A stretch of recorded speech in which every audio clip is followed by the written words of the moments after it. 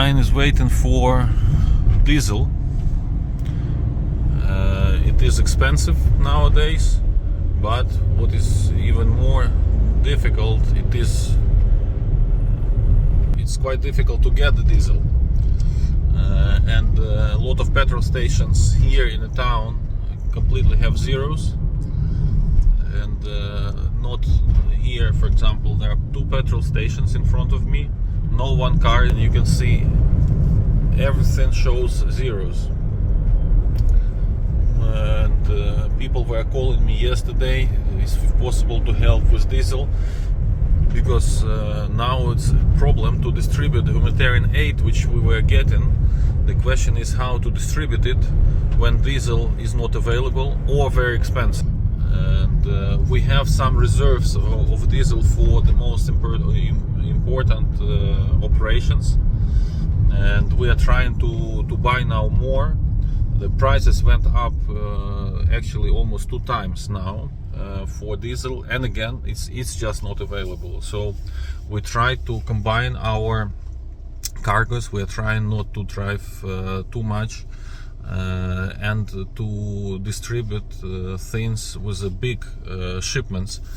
Like this week we plan to ship goods to Poltava, but also with a bigger transport, and trying to combine this transport with other things. And we will also give it to. We have requests that the camps, summer camps, which were organized by churches in the past, they have territories. Now they are re-equipped for refugees to live, to people who have to leave their homes. They can stay there, but they need food, and we have now food here, but the challenge is now to bring to those locations, specifically because of the diesel scarcity.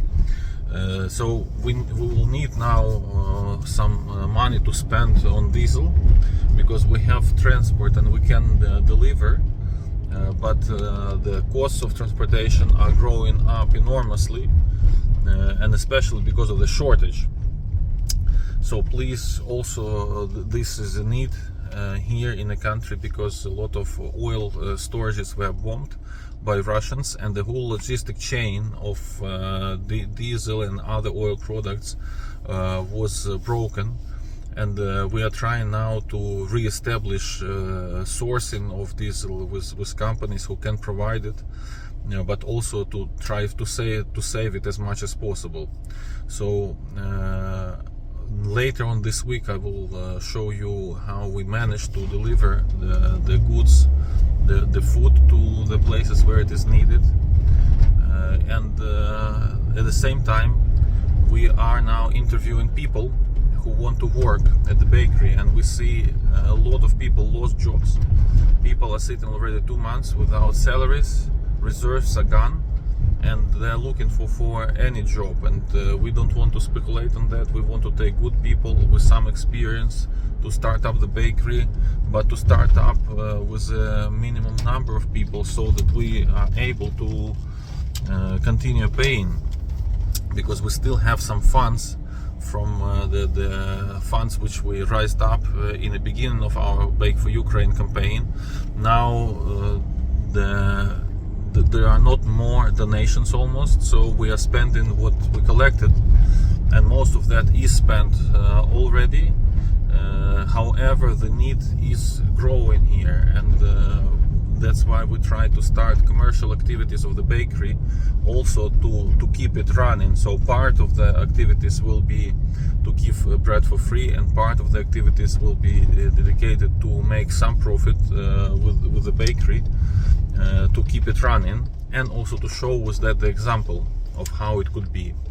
So please pray and remember us in your prayers, and that we need wisdom how to start up. It takes a bit longer than we planned.